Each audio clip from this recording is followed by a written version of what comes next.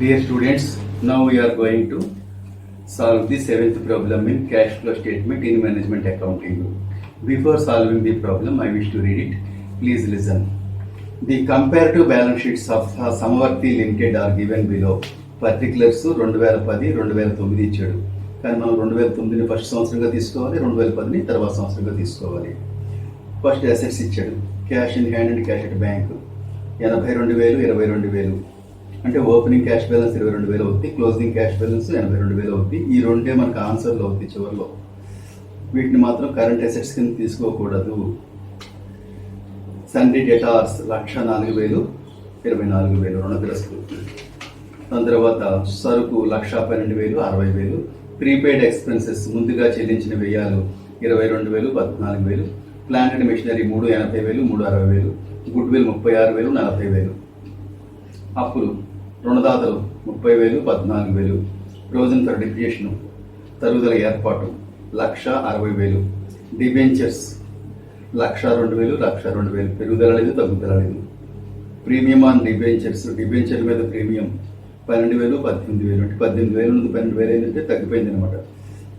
Share capital 1,90,000, 90,000. Share premium 30,000 dash. Reserves and surplus 2,72,000, 2,36,000. Total 7,36,000, 5,20,000. The following additional information is available from the accounting records for 2010. మనం 2010కి లెక్క చేస్తున్నాం అనమాట. Dividend paid చెల్లించిన డివిడెంట్లు 6,000. Debenture premium of ₹6,000 was amortised during the year. You are required to prepare cash flow statement. నగదు ప్రవాహ నివేదికని తయారు చేయమంటున్నాడు అనమాట. Let us solve the problem. Samavarti limited cash flow statement నగదు ప్రవాహ నివేదిక as per AS3 for the year ended 31st December 2010. Particulars amount రూపాయలు. ఫస్ట్ రోమన్ నెంబర్ 1 అంటే cash flows from operating activities, నిర్వహణ కార్యకలాపాల నుండి నగదు ప్రవాహాలు. అందులో first increase in net profit, నికర లాభంలో పెరుగుదలని ఎప్పుడు కూడా ఇక్కడ ఏం చేయాలంటే ఈ యొక్క రిజర్వ్స్ ఆన్ సర్ప్లస్, రిజర్వ్ మిగులు ఇచ్చాడు, దాని పెరుగుదల 2009లో 2,36,000 ఉంటే 2010లో 2,72,000 ఏంటంటే డిఫరెన్స్ 36,000 పెరిగింది అనమాట నికర లాభం ఆ రిజర్వ్స్ ఆన్ సర్ప్లస్. ఇప్పుడు adjustment for non cash and non operating items, నగదేతర నిర్వహణేతర అంశాల సర్దుబాటుని సైడ్ హెడ్డింగ్ పెట్టుకుంటాం. అందులో డివిడెండ్స్ 6,000 ఇచ్చాడు అడ్జస్ట్మెంట్లో. అలాగే గుడ్ విల్ రిటర్న్ ఆఫ్ మనకి ఎంత ఇచ్చాడంటే 36,000, 40,000 36,000 అయింది, 4,000. అలాగే డిప్రిషియేషన్ ప్రొవిజన్ తరుగుదల ఏర్పాటు 60,000 ఉన్నది, 1,00,000 అయింది కాబట్టి 40,000 తరుగుదల ఏర్పాటు చేసాం అనమాట ఏడాది ఎండల అకౌంట్కి. అవన్నీ కలుపుకుంటే మనకి 86,000 అయింది. అదేమవుతుందంటే operating profit before changes in working capital. నిర్వహణ మూలధనంలో మార్పుకు ముందు నిర్వహణ లాభం 86,000. దానికి అప్పుడు ఏం చేస్తామంటే ఇంక్రీజ్ ఇన్ కరెంట్ లయబిలిటీస్, ప్రస్తుత అప్పుల్లో పెరుగుదల. క్రెడిటార్స్ ఏం చేసి అంటే రుణదాతలు మనకి 30,000 ఉన్నది, మనకి 14,000 ఉన్నది, మనకి ఏమైందంటే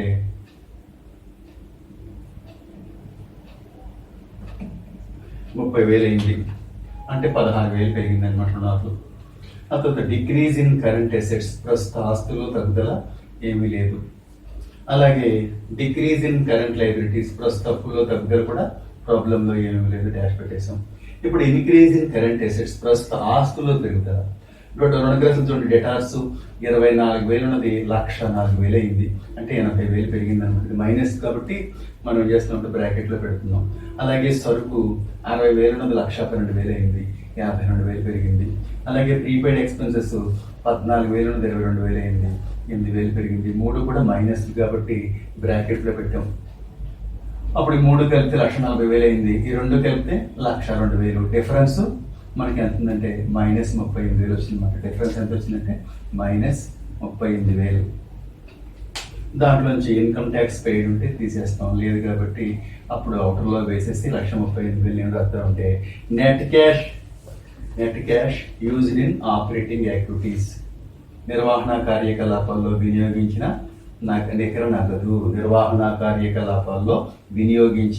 నికర నగదు. Net cash used in minus value వచ్చినప్పుడు ఎప్పుడు కూడా net cash used in operating activities నిర్వహణ కార్యకలాపాల్లో వినియోగించిన నికర నగదు మైనస్ 38,000 అనమాట బ్రాకెట్లో. ఇప్పుడు Roman number 2 cash flows from investing activities పెట్టుబడి కార్యకలాపాల నుండి నగదు ప్రవాహాలు. ఇందులో మనకి భూమి భవనాలు ఇచ్చాడు, ప్లాంట్ యంత్రాలు ఇచ్చాడు. మనకి ప్లాంట్ యంత్రాలు 3 లక్షల మనకి 60,000 ఇచ్చి 2010లో 3,80,000 ఇచ్చాడు, 2009లో 3,60,000 ఇచ్చాడు, 2010లో 3,80,000 అంటే 20,000 పెరిగింది కాబట్టి కొనుక్కున్నట్లయితే ఎప్పుడు కూడా ఆస్తులు పెరిగినట్లయితే ఎప్పుడు కూడా మనం కొనుగోలు చేసినట్లే కాబట్టి కొనుగోలు చేస్తే మన దగ్గర నుంచి క్యాష్ పోతుంది, మన ప్లాంట్ యంత్రాలు వస్తాయి క్యాష్ పోతుంది కాబట్టి బ్రాకెట్లో పెట్టుకున్నాం 20,000. ఇంకే ఐటమ్స్ లేవు కాబట్టి net cash used in investing activities పెట్టుబడి కార్యకలాపాల్లో వినియోగించిన నికర నగదు అని ఈ మైనస్ 20,000 ఇక్కడ మైనస్ 20,000 కింద వేసుకుంటాం. ఇప్పుడు రోమన్ నెంబర్ 3 ఏంటంటే క్యాష్ ఫ్రమ్ ఫైనాన్సింగ్ యాక్టివిటీస్ ఆర్థిక కార్యకలాపాల నుండి నగదు ప్రవాహాలు. ఇందులో ఇష్యూ ఆఫ్ షేర్ క్యాపిటల్ 2009లో షేర్ క్యాపిటల్ 90,000 ఉంటే 1,90,000 ఏంటంటే ₹1,00,000 మనకి క్యాపిటల్ అడిషనల్ క్యాపిటల్ వచ్చినట్లు లెక్క అనమాట. క్యాపిటల్ వచ్చింది కాబట్టి మనం మామూలుగా ఉంచాం. డిబెంచర్ ప్రీమియం మనకి ఏం చేశాడంటే 18,000 12,000 అయింది కాబట్టి 6,000 రీపే చేసినట్లు లెక్క. షేర్ ప్రీమియం మనకు 30,000 వచ్చింది, డాష్ అలా 30,000 అయింది కాబట్టి. అలాగే డివిడెండ్స్ ఎప్పుడు కూడా మనం ఇక్కడ కలుపుతాం, ప్లస్ ఇక్కడ కూడా మనం మైనస్ వాల్యూ క్యాష్ పోతుంది కాబట్టి అప్పుడు ఈ 1,30,000 నుంచి ఈ 6 కలిపానండి తీసేయండి. 1,30,000 1,30,000 కలిపితే 1,30,000, 6 కలిపానండి కలిపి తీసేస్తే 1,18,000 ఏంటంటే మనకి net cash flows from financing activities. Net cash flows from అంతేగా నెట్ క్యాష్ యూజ్డ్ కాదు ఇక్కడ, ఎందుకంటే ఇక్కడ మైనస్ వాల్యూ రాలేదు, ప్లస్ వాల్యూ వచ్చింది. Net cash flows from financing activities ఆర్థిక కార్యకలాపాల నుండి నగదు ప్రవాహాలని ఈ 1,18,000 వేసుకుంటాం. ఇప్పుడు ఈ 3 కలుపుతాం, ఈ 2 కలిపేసి ఈ 2 మైనస్ వాల్యూ కదా 58,000ని ఈ 1,18,000 తీసేయండి, అప్పుడు 60,000 వచ్చింది ప్లస్. అదేంటంటే net increase in cash and cash equivalents నగదు సమానాలలో నికర పెరుగుదల 1 + 2 + 3 అంటే ఇది ప్లస్ ఇది ప్లస్ ఇది అంటే ఈ 2 మైనస్లు ఇది ప్లస్ చేస్తే 60,000 వచ్చింది అనమాట. అప్పుడు add opening balance of cash and cash equivalents ఎప్పుడు కూడా క్యాష్ ఓపెనింగ్ బ్యాలెన్స్ దీనికి యాడ్ చేసుకోవాలి. ఇప్పుడు కూడా 60,000కి 22,000 కలిపితే 82,000 సరిగ్గా మనకి అది క్లోజింగ్ క్యాష్ బ్యాలెన్స్ లేదా క్యాష్ ఈక్వలెంట్స్ నగదు మరియు నగదు సమానాల ముగింపు నిల్వని మనకి సరిగ్గా క్యాష్ బ్యాలెన్స్ ఆన్సర్ వస్తుంది అనమాట. ఎప్పుడు కూడా క్యాష్ని ఇక్కడ కరెంట్ అసెట్స్ కింద తీసుకోకూడదు, ఇక్కడ ఓపెనింగ్ బ్యాలెన్స్ని కలిపితే ఇక్కడ క్లోజింగ్ బ్యాలెన్స్ మనకి ఎప్పుడు కూడా ఆన్సర్ రావాలన్నమాట. So problem is over. Thank you. Dear students, now we are going to solve the 8th problem in cash flow statement in management accounting. Before solving the problem, I wish to read it. Please lend me your ears. The balance sheets of X Limited as on 1/1/2009 and 31st December 2009 are given below. Liabilities 1/1/2009, 31/12/2009. Assets 1/1/2009, 31/12/2009. Share capital వాటా మూలధనం 1,25,000, 1,53,000. Bank loan 40,000, 50,000. Loan from other financial institutions ఆర్థిక సంస్థల నుండి రుణాలు 25,000 dash అంటే చెల్లించేసామన్నమాట. Creditors రుణదాతలు 40,000, 44,000. P&L account లాభకర్త 1,20,000. ఆస్తి వైపున క్యాష్ 10,000, 47,000. రుణగ్రస్తులు 30,000, 50,000. స్టాక్ 35,000, 25,000. మిషనరీ యంత్రాలు 80,000, 55,000. Land 40,000, 20,000. Buildings 35,000, 60,000. Goodwill 1,80,000. Total 3,30,000, 3,67,000. Dividend paid during the year ₹15,000.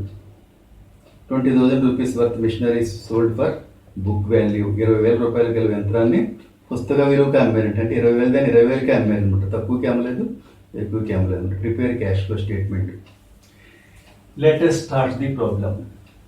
First X limited cash flow statement నగదు ప్రవాహ నివేదిక as per AS3 accounting standard అనమాట. AS3 అంటే for the year ended 31st December 2009. Particulars amount రూపాయలు. ఎప్పటిలాగే Roman number 1 cash flows from operating activities నిర్వహణ కార్యకలాపాల నుండి నగదు ప్రవాహాలు. అందులో ఇంక్రీజ్ ఇన్ నెట్ ప్రాఫిట్ నికర లాభంలో పెరుగుదల 1,20,000 ఇచ్చాడు. 20,000 పెరిగింది కాబట్టి పెరుగుదల కింద వేసుకున్నాం 20,000. Adjustment for non cash and non operating items నగదేతర నిర్వహణేతర అంశాల సర్దుబాటు. అందులో డివిడెండ్లు మనకి 15,000 ఇచ్చాడు. డివిడెండ్స్ 15,000 పే చేసేట. గుడ్ విల్ చూడండి ఒకసారి బ్యాలెన్స్ షీట్లో 1,80,000 ఉంది, 20,000 తగ్గిపోయింది. అలాగే డిప్రిషియేషన్ ప్రొవిజన్ చూడండి, తరుగుదల ఏర్పాటు. డిప్రిషియేషన్ ప్రొవిజన్ మనకి ఎలా లెక్కించాలంటే మనం ఇక్కడ మొత్తం యంత్రాల విలువ ఎంత ఉంది మన దగ్గర, 80,000 ఉంది. అందులో 20,000 విలువ గల యంత్రం అమ్మేసాం, అప్పుడు ఎంత ఉంటుంది, 60,000 ఉండాలి. అయితే 60,000 దాని తర్వాత మనం ఏమంటున్నాం, 55,000 ఉందంటున్నాం మనం. చూడండి క్లోజింగ్లో మనకి యంత్రాల విలువ 55,000 ఇచ్చాడు 2009లో. చూడండి 2009 అంచేత 60,000 ఉండాలి, 55,000 ఉందంటున్నాం కాబట్టి 5,000 తరుగుదల భావించుకోవాలన్నమాట. మొత్తం యంత్రాల విలువ 80,000 ఉంది ప్రారంభంలో. అందులో 20,000 అమ్మేస్తే మన దగ్గర ఎంత ఉండాలి, 60,000 ఉండాలి. కానీ మనం సంవత్సరాంతం మన దగ్గర 55,000 ఉందంటున్నాం. ఆ డిఫరెన్స్ 5,000 ఏముంటుంది, తరుగుదల కింద భావించుకోవాలన్నమాట. టోటల్ చేస్తే 60,000 వచ్చింది. Operating profit before changes in working capital, నిర్వహణ మూలధనంలో మార్పుకు ముందు నిర్వహణ లాభం ఏంటంటే 60,000. అప్పుడు ఇంక్రీజ్ ఇన్ కరెంట్ లైబిలిటీస్, ఎప్పుడు కూడా ప్రస్తుత అప్పుల్లో పెరుగుదల. రుణాలు చూడండి 40,000 ఉంది, 44,000 అయింది, 4,000 పెరిగింది. అలాగే డిక్రీజ్ ఇన్ కరెంట్ అసెట్స్, ప్రస్తుత ఆస్తుల్లో తగ్గుదల. సరుకు 35,000 ఉంది, 25,000 ఏంటంటే 10,000 తగ్గిపోయింది. Next decrease in current liabilities, ప్రస్తుత అప్పుల్లో తగ్గుదల లేదు, ఏం లేదు కాబట్టి డాష్ పెట్టేస్తాం అనమాట. Next increase in current assets, ప్రస్తుత ఆస్తుల్లో పెరుగుదల. రుణగ్రస్తులు ఇచ్చే డేటాస్ 30,000 50,000 ఏంటంటే 20,000 పెరిగింది కాబట్టి ఇది ఇక్కడ ఎప్పుడైతే మైనస్ ఉందో మనం ఇక్కడ బ్రాకెట్లో వేసుకోవాలి వాల్యూని. అప్పుడు ఈ 3 కలిపితే 74,000, అందులోంచి 20,000 లెస్ చేస్తే 54,000 వచ్చిందనమాట. అందులోంచి లెస్ ఇన్కమ్ ట్యాక్స్ పెయిడ్, ఆదాయ పన్ను చెల్లింపున్నట్టయితే లెస్ చేస్తాం. ఈ ప్రాబ్లంలో మనకి ఇవ్వలేదు కాబట్టి 54,000 వేసేసుకుంటాం. ఇప్పుడు net cash used in operating activity. Net cash used in అనకూడదు ఇప్పుడు కూడా, నెట్ క్యాష్ మైనస్ వాల్యూ వస్తేనే used in. Net cash flows from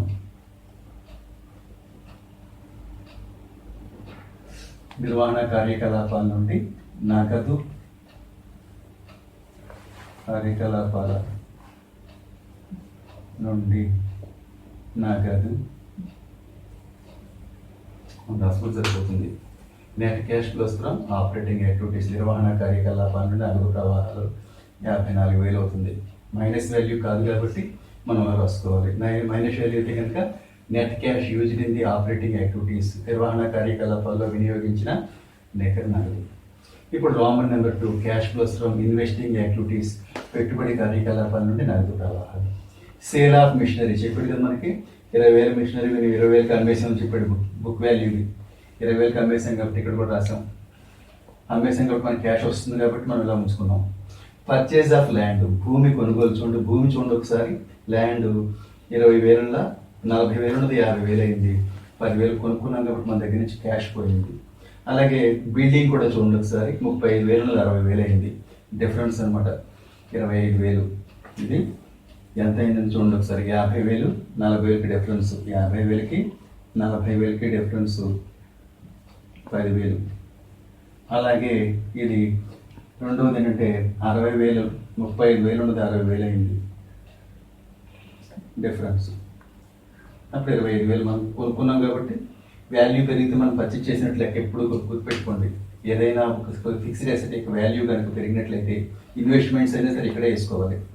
ఆస్తుల విలువ పెరిగినట్టయితే మనం కొనుగోలు చేసినట్లు లెక్క. కొనుగోలు చేస్తే క్యాష్ పోద్ది కాబట్టి ఇలా బ్రాకెట్లో పెట్టుకోవాలి. సేల్ చేస్తే మనకి క్యాష్ వస్తుంది కాబట్టి మామూలుగా వేసుకున్నాం 20,000. అప్పుడు ఈ రెండు కలిపితే మనకి ఎంత అయింది, 35,000 మైనస్లో ఉంది, 20,000 ప్లస్లో ఉంది. అప్పుడు 15,000 మైనస్లో ఉంటుంది అనమాట. అప్పుడు net cash used in investing activities చూసారా, net cash used in investing activities minus value వచ్చింది కాబట్టి పెట్టుబడి కార్యకలాపాల్లో వినియోగించిన నికర నగదు అని -15,000 తీసుకుంటాం అనమాట. ఇక్కడ ఈ రెండు కలిపితే -35,000, -35,000 నుంచి 20,000 తీసేస్తే -15,000 అనమాట. ఇప్పుడు Roman number 3 cash flows from financing activities, ఆర్థిక కార్యకలాపాల నుండి నగదు ప్రవాహాలు. ఇందులో షేర్ క్యాపిటల్ చూడండి, ఇష్యూ ఆఫ్ షేర్ క్యాపిటల్ 1,25,000 ఉంది, 1,53,000 ఏంటంటే క్యాపిటల్ వచ్చింది కాబట్టి జారీ చేసిన వాటా మూలధనం డిఫరెన్స్ 28,000 అనమాట. డిఫరెన్స్ 1,53,000కి 1,25,000కి తేడా 53,000. డివిడెండ్స్ పెయిడ్, చెల్లించిన డివిడెంట్లు ఇక్కడ వేస్తాం కదా, ఆ డివిడెంట్లు ఇక్కడ మనకి క్యాష్ పోతుంది కాబట్టి 15,000 బ్రాకెట్లో వేసుకుంటాం. ఆ తర్వాత బ్యాంకు లోన్ తీసుకున్నాం చూడండి, 40,000 50,000 అయింది. బ్యాంక్ రుణం 40,000 50,000, ఎందుకంటే 10,000 రుణం వచ్చింది కాబట్టి క్యాష్ వచ్చింది. అలాగే loan from other financial institutions, ఆర్థిక సంస్థల నుండి రుణం 25,000 ఉన్నది డాష్ వచ్చేసింది, అంటే చెల్లించేసాం అనమాట. అప్పు ఏమీ లేదంటే సంవత్సరాల మనం చెల్లించేసాం అనమాట. లోన్ ఫ్రమ్ ఫైనాన్షియల్ ఇన్స్టిట్యూషన్స్, ఆర్థిక సంస్థల నుండి రుణం మనం చెల్లించేసాం కాబట్టి క్యాష్ పోతుంది, కాబట్టి మనం ఏం చేయాలంటే బ్రాకెట్లో పెట్టుకోవాలి. ఈ రెండింటి వల్ల క్యాష్ పోద్ది, ఈ రెండింటి వల్ల క్యాష్ వస్తుంది. ఈ రెండు కలిపితే 38,000, ఈ రెండు కలిపితే 40,000. 40,000 మైనస్లో ఉంది, 38,000 ప్లస్లో ఉంది, అప్పుడు -2,000 అవుతుంది అనమాట. దాన్ని ఏమంటే net cash used in the financial activities, ఆర్థిక కార్యకలాపాల్లో వినియోగించిన నగదు ఎంతంటే -2,000. అప్పుడు మనం ఏం చేస్తామంటే ఈ రెండు కలిపితే 17,000, అందులోంచి 54,000 తీసి అంటే 17,000 తీస్తే 37,000. దాన్ని ఏమంటే net increase in cash and cash equivalents, నగదు సమానాల్లో పెరుగుదల అని మనం చేస్తామంటే 37,000 వేసుకుంటాం. ఎలా వచ్చిందంటే 54,000 నుంచి ఈ రెండు కలిపి తీసేయండి, 37,000 వస్తుంది. దానికి opening balance of cash and cash equivalents, అంటే ప్రారంభ నగదు ఏం చేయాలంటే కలపాలి. దానికి ప్రారంభ నగదు చూడండి, బ్యాలెన్స్ ఎంత ఉంది, బ్యాలెన్స్ షీట్లో మనకి 10,000 ఉంది, కలిపేస్తే మనకు 47,000 వచ్చింది. Closing balance of cash and cash equivalents, నగదు మరియు నగదు సమానాల ముగింపు నిల్వ 47,000. సరిగ్గా మనకి ఇక్కడ క్లోజింగ్ క్యాష్ బ్యాలెన్స్ ఎంత అయితే ఉంటుందో అదే మనకి ఆన్సర్ అవుతుంది. ప్రాబ్లంలో క్లోజింగ్ క్యాష్ బ్యాలెన్స్, ముగింపు నగదు నిల్వ లేదా ముగింపు బ్యాంక్ నిల్వ ఏది ఉంటే అదే మనకి. రెండు ఉంటే కనుక రెండు కలుపుకోవాలి. ప్రారంభ నగదు ప్రారంభ బ్యాంక్ నిల్వ కలుపుకుంటాం, అది ఇక్కడ వేసుకుంటాం. అలాగే ఇప్పుడు ఏమవుతుందంటే మనకు వచ్చే ఆన్సర్ ప్రారంభ నగదు ప్రారంభ బ్యాంకు కలిపి వస్తుంది అనమాట. So problem is over. Thank you.